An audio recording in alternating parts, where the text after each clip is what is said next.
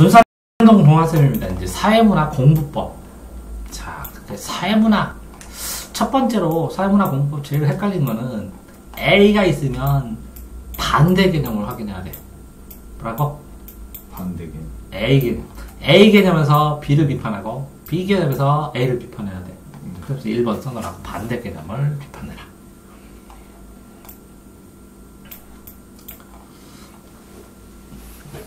자, 예를 들어서 설명하면 여긴 자연현상이고 이건 사회문화 현상이거든요. 여기는 자연은 인과관계가, 그러니까 원인관계가 분명하대.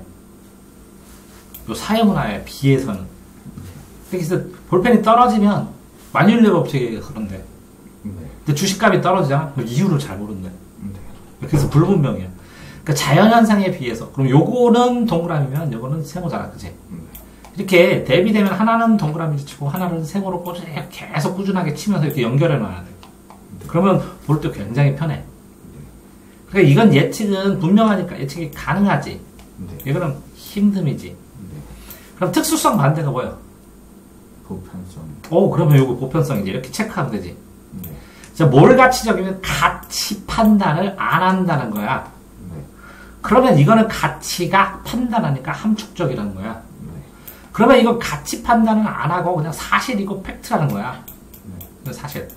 이게 사실이 있느냐 없느냐는 OX로 판단할 수 있지. 맞느냐 틀리냐. 이거는 맞느냐 틀리냐가 아니지. 누가 더 잘하느냐 못하느냐지. 그러니까 이렇게는 시험 문제를 가치 함축적이지 않다 하면 자연현상이야. 이해했어? 그러니까 이 자연현상, 이 사회문화 현상을 모조리 이 자연현상으로 갈 수 있어. 인과관계가 불분명하지 않다. 그러면 분명하다. 예측하기 힘든 것이 아니다. 그럼 일로 가야 돼. 이해됐어요?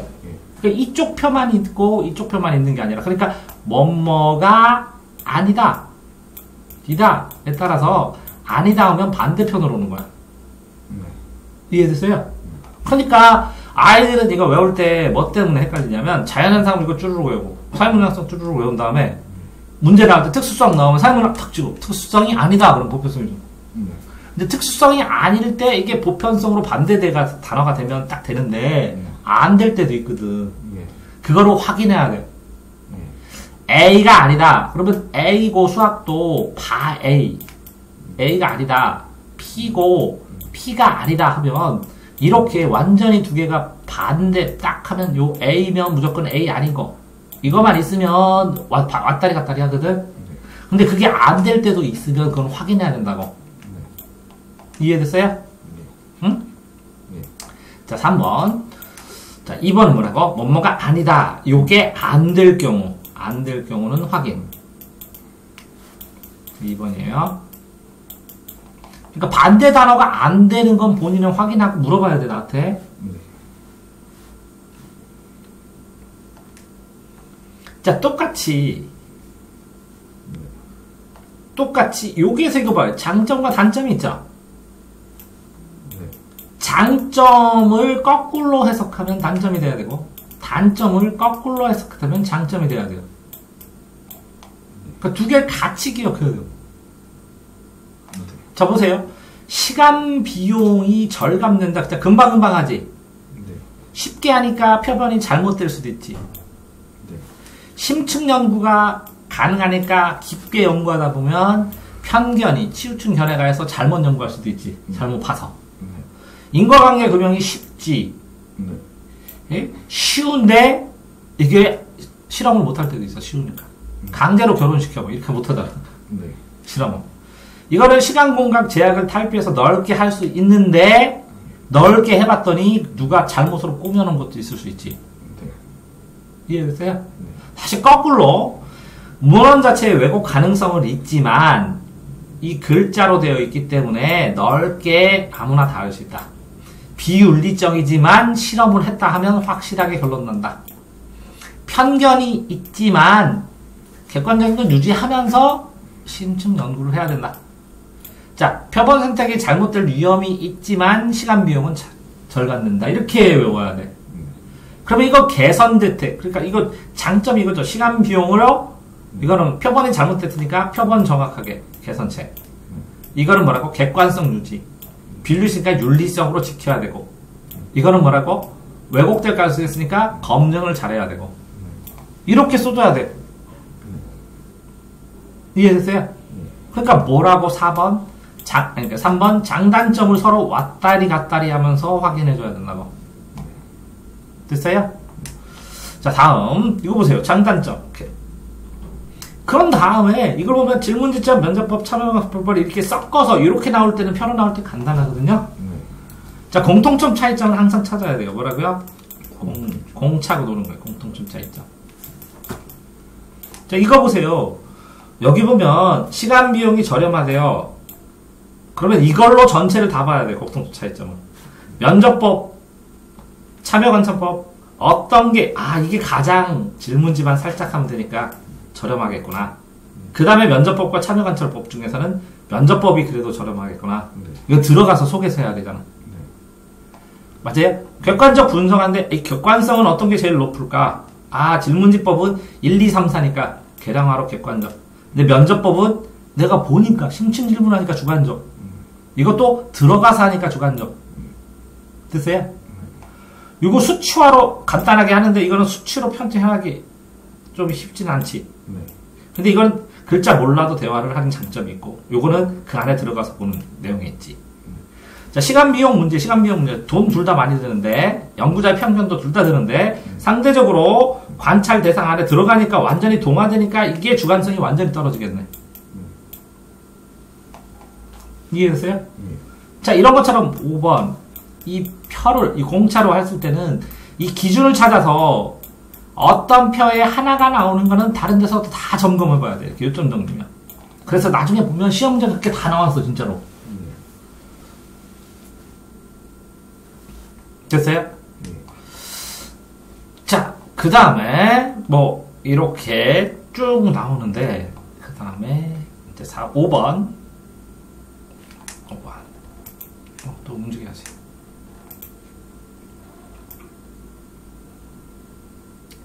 쪼여줘야 되네. 자, 다시 5번을 보면 이게 자료를 분석하는데요. 여기 보면 이렇게 다루는 기준이 있어. 기준이 있으면 유사한 단어는 다 확인해야 돼. 무슨 얘기냐면 여기에 양적이 나오고 여기에 질적이 나오잖아요. 책 전체를 들여서 양적, 질적 되게 많어. 양적, 질적 항상 써 있어. 이건 계량화되고 수치화되고 이 질적은 주관적으로 해석하고 이거는 수치화돼서 실제 증명해내고 그러면서 양적으로 다 해야 되잖아요. 또 다른 데서도 이렇게 양적, 질적 그 다음에 기능론, 갈등론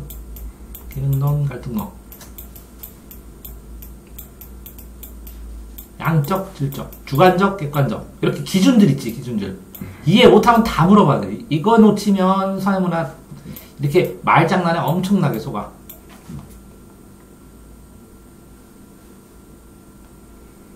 됐어요? 그렇기 때문에 6번 이게 사회문화를 했을 때 사회문화 책자를 교과서를 자주 읽는 거는 굉장히 나중에 문제 푸는데 도움이 많이 돼. 뭐라고요? 교과서를 자주 읽어라. 권해. 사회문화. 교과서가 없는데요. 자습서 하나 사면 돼. 그럼. 자습서가 교과서처럼 설명해 줄 테니까 어떤 거랑 상관없어. 이제 흐름을 이해하는 데는 되게 도움이 많이 된다고. 네? 그럼 7번. 이게 사회문화 했을 때는 개념이잖아, 용어. 개념 용어를 넘어가면 다른 데서 또 걸려. 개념 용어가 딱 나오면 이 용어가 무슨 뜻인지 정확하게 알아야 돼. 그럼 다른 데서 걸려. 왜? 이 개념 용어 때문에 기준도 관련되고 나중에 A, B 반대 개념도 되고 그러잖아. 그래서 개념 용어만 따로 노트에다 정리를 해놓으면 나중에 굉장히 편해져.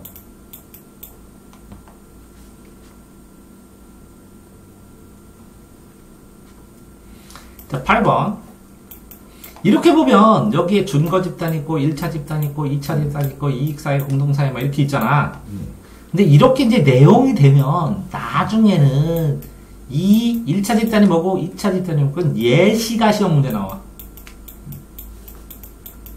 이 예시를 딱 본 다음에 이론을 떠올리면 2등급이야. 이해되세요? 네. 그러니까 사회문화는 예시를 꼭꼭 하나씩 외워서 이 예시는 무슨 이론이야? 1차 집단이야? 공동사회야? 이렇게 딱 해놓잖아. 네. 그럼 굉장히 나중에 정리가 잘 돼. 네. 됐어요? 네. 이 참 개념할 때 이렇게 보면 정밀성이 뭐 예를 들어서 뭐 직관적 의미 해석 이거 모르는 단어 있으면 하나하나 다 물어봐야 돼. 뭐 이게 한자로 뭐로 되어 있는지도. 네. 이해되세요? 그 다음에 보세요. 단어 쓸 때 이거 봐봐. 실증은 인과 계량 정화, 해석은 의미 이해 직관 통화 이렇게 유사 단어가 있어. 유사 단어로 정리하면 돼. 이렇게 해석은 주관적 의미고 그걸 이해해야 된다는 거고 직관적으로 통찰한다. 그럼 직관적 통찰이 뭐예요? 이거 모르는 경우 되게 많거든요. 그럼 물어보면 하나하나 설명해줄게. 천천히 다. 네. 이해되세요? 실증은 인과래, 계량아래, 정확이래 요걸 가지고 연결시켜서 설명할 수 있어야 돼. 뭐라고요? 9번 유사 단어로 연결시켜서 특징을 설명할 수 있어야 돼. 그러니까 요점 정리할 때는 유사 단어만 써놓으면 돼. 됐나요?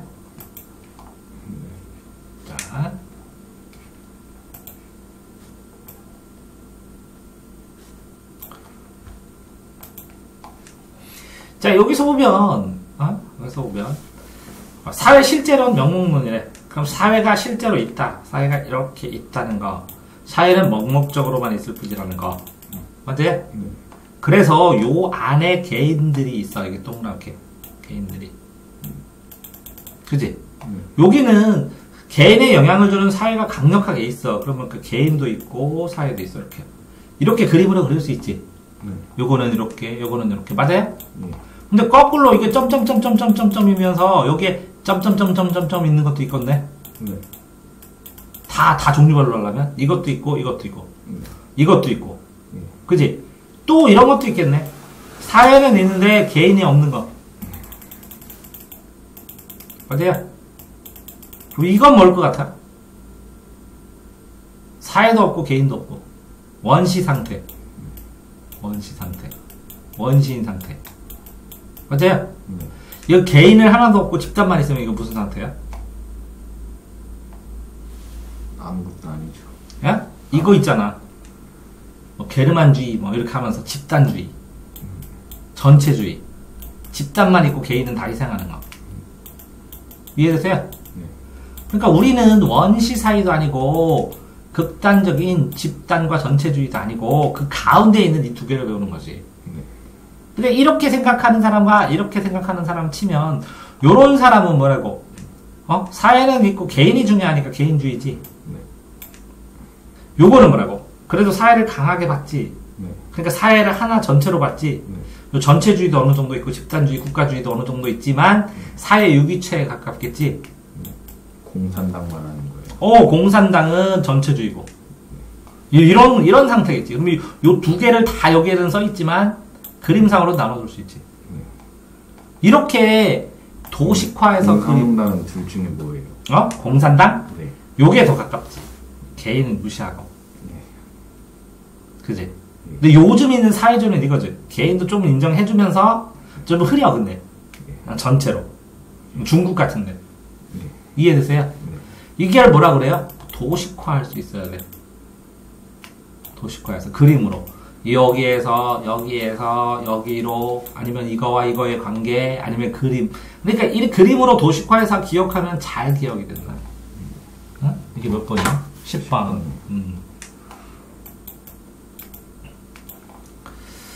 그 다음에 이제 이렇게 자발적 결사체 이거 하면 요게 이렇게 나오잖아. 이렇게 개념이. 이렇게 용어 정리할 때 개념 정의도 따로 해놓는 한 번씩은 써보는 게 중요해요. 만점 맞으려면. 개념 정의를 해보는데 낚시회, 등산회, 등이잖아. 등에서 시험 문제 나와요. 자발적 결사체. 그럼 여기 있죠. 노동조합, 농경정, 약사회, 의사회, 변호사회. 그죠? 여기는 경실련, 참여연대, 환경 등 NGO 이렇게 나오죠. 그럼 자발적 결사체인데 성격이 다른 것은 그러면서 1, 2, 3, 4 쓰고 요거 5 쓰면 곤란할 수 있죠. 네.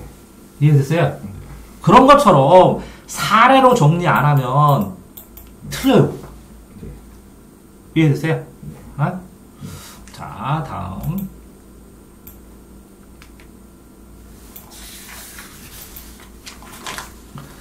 결국은 이런 것들도 전부 다 뭐예요? 이렇게 도식화한 것도 도식화. 도식화해서 정리를 하고 이런 것도 뭐 이 주에서 개념 정의하면 어느 정도 끝나고 요것도 그냥 암기하면 끝나고 그러잖아요. 그죠? 근데 문제는 이게 이렇게 상류층 하류층 가는 거를 이게 표로 내는 문제가 있어요. 표 계산하는 문제. 요게 1등급 가르는 문제야. 사회문화에서. 그런데 나머지를 다 정리하고 요걸 나중에 공부를 한다고 해도 상관이 없어요. 나올 때마다 하지만 이거 집중적으로 해줘야 돼요. 뭐라고요? 표 문제는 집중적으로 쓰세요. 표는 1등급 문제다. 집중적으로 해라.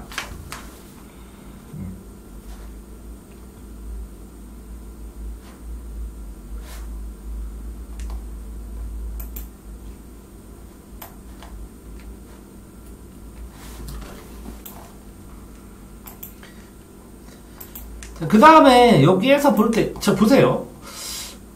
아까도 진화론, 균형론, 여기 갈등론 나오잖아요. 아까 기능론, 갈등론 또 나오고 막 그랬거든요. 그래서 사회변동은 진화론, 균형론, 갈등론이다 하는 것처럼 사회문화, 수특에 보면, 수특에도 있지만, 이걸 목차를 안 해오잖아요. 그럼 여기 기능론 갈등론인지 여기 기능론 갈등론인지 여기에 갈등론인지 헷갈려요. 나중에 진짜 헷갈려요. 그래서 사회문화는 다른 것보다 더 다른 것도 그렇게 해야 되지만 목차 암기하면 공부하는데 처음에는 힘든데 목차를 암기하면 처음에는 했는데 가속도가 붙어요. 뭐라고요? 가속도 붙어요. 진짜 공부할 때 기억도 훨씬 더 잘 나고.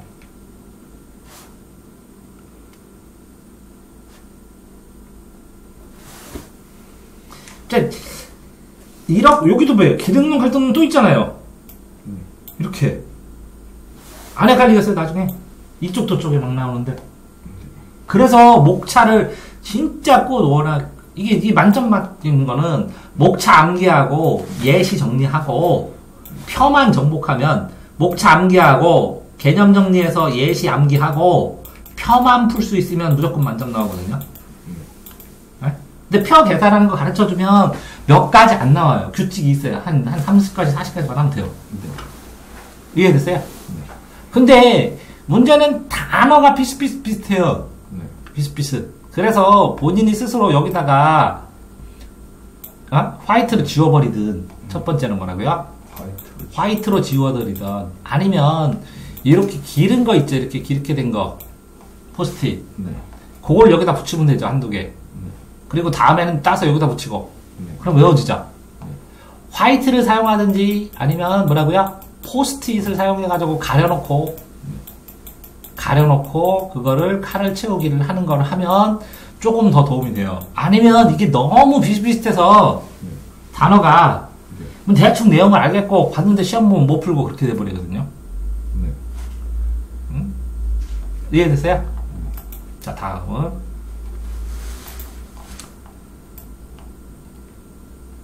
왜 기능론 갈등론 또 나와요, 이렇게. 되게 이거 관점일 뿐이거든요, 관점. 근데 이 상황에서 이걸 쓴다는 거잖아요, 그죠? 그러니까 기능론 갈등론을 어느 상황에서 쓰는지 목차 외우지 않으면 쉽지 않다는 거예요. 그 다음에 그냥 넘어가면 안 돼요. 생활보호와 의료보호와 교육보호의 차이가 뭔지, 공적부조와 사회보험의 차이가 뭔지, 언제 쓰는지, 그 예시가 뭔지 이렇게 다 봐야 돼요.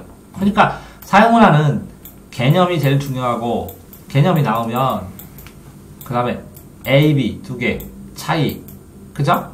두 개로 나뉘기 쉬우니까 그 다음에 이게 뭐라고요? 예시. 그래서 예시를 보고 이렇게 잘라서 차이로 갈라낼 수 있고 그래서 개념이 뭔지 확인하고 이 개념의 관점이 두 개로 되는 게 A, B거든요. 이 두 개의 문제가 한꺼번에 다 일어나요, 현실에서는. 그래서 그거를 이쪽 측면에서 보고 이쪽 측면에서 본다는 의미거든요. 그래서 논술할 때도 사이브란 굉장히 많이 쓰이거든요.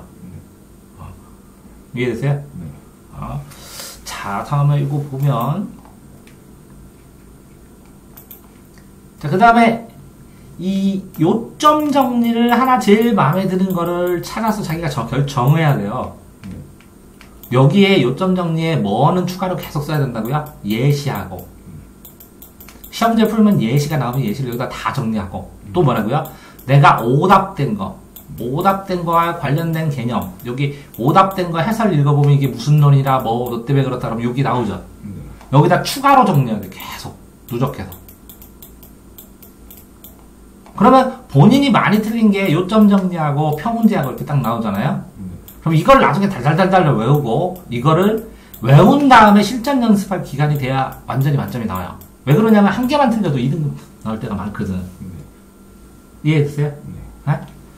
그러니까 이게 만점 가까이 나올 수 있게 문제를 내준다는 거예요. 그리고 보는 애들이 되게 많다는 거야. 근데 짧은 기간에 이걸 하려면 처음에는 이 요점 정리를 이 목차 외우고 요점 정리를 철저히 이해한 다음에 어떤 걸 쭉쭉 읽어가지고 여기에서 특이한 예시 같은 걸 여기다가 계속 누적시키는 게 읽으면서. 그래서 요점 정리를 변형시켜서 내 요점 정리를 완성하면 3등급. 이해되세요? 그래서 개념 정리가 잘 되면 2등급. 표문제를 정복하면 1등급 이렇게 나옵니다. 근데 이거는 뭐라고요? 오답 정리를 일정 부분 해야 되는 거예요. 자, 그럼 개념 정리 전에 뭐 하면 4등급을 순식간에 올라가냐? 목차 정리하면. 됐어요? 자, 요거에다가 추가로 써도 되지만 어쨌든 그 요점 정리 이건 너무 짧고 실제적으로는 그죠? 그 20 몇 페이지짜리 줬죠? 개념 정리. 거기에다가 추가로 정리를 해도 상관이 없어요.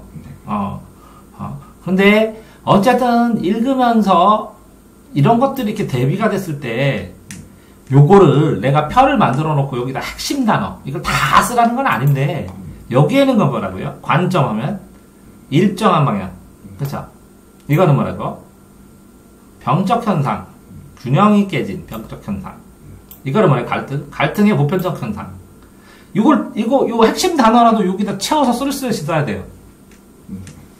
그러니까 이걸 다 외우라는 게 아니라 뭘로 하라고요? 표는 핵심 단어로 보고 내가 이걸 대충 이 단어를 가지고 이런 느낌으로 설명만 할 수 있으면 돼요. 그러면 핵심 단어로 쓰는 표들이 있어요. 사이먼의 표가 많거든요. 이거 포스트잇으로 그려가지고 딱 놓고 저기다 집에다 벽에다 그렸다 한 번 보고 두 번 보고 세 번 보고 이렇게 해도 상관이 없어요. 그러면 이 포스트잇에 정리한 거를 나중에 여기다 A4에다 이렇게 쭈루루루 붙여가지고 복사하면 암기 노트 만들 수 있거든요. 이해됐나요? 그래서 포스트잇이 그래서 필요한 거예요. 됐어요? 그래서 뭐라고요? 핵심 정리를, 표 정리를 포스트잇으로 하라. 됐어요. 자, 뭐 그 정도 하고 좀 뭐죠? 궁금한 건 없어요? 네. 사회문화 보는데 지금 요점 정리 주는 거 한 두세 가지 한 다음에 그런 다음에 바로 모의고사를 몇 개 풀어보게 할 거예요. 이해돼? 그런 다음에 틀린 걸 본 다음에 다시 단원별로 들어갈 거고. 왜 모의고사를 풀어요? 단원별 공부하는데 이게 도대체 어떤 식으로 시험 나오는지 감을 안 잡으면 공부하기가 힘들어. 그래서 모의고사를 한두 회를, 서너 회를 풀게 할 거야. 이해되세요? 그러니까 요점 정리를 잘 보고, 다음에 모의고사를 한두 개 풀고, 그 다음에 단원별 자세하게 요점 정리한 걸 빡세게 한번 공부를 해보고, 그 다음에 모의고사 풀린 다음에, 이 요점 정리에다가 계속 추가로 정리만 하는 거야. 몇 점 나오든지. 다만, 어떤 문제를 풀 때 이 문제를 푸는 요령이나 방법을 모를 테니까 나중에 오답 정리하는 걸 보고 이렇게 찍어야지, 이렇게 문제 풀어야지, 이렇게 파야지, 이렇게 비교하면 답 나오잖아. 이런 걸 배워야 되고, 그죠? 특히 나중에 표 문제가 헷갈려지면 표 문제 계산하는 방법 1, 2, 3, 4 해갖고 쭉 한 30까지 나오면 요거만 계속 읽고 반복해서 보면 나중에 그 방식대로 그대로 표 풀면 되니까. 이해됐어요? 네. 네? 그러면 됐죠? 네. 그래서 그래서 오늘은 뭐 했어요? 사회문화 공부. 공부법 수고하셨습니다.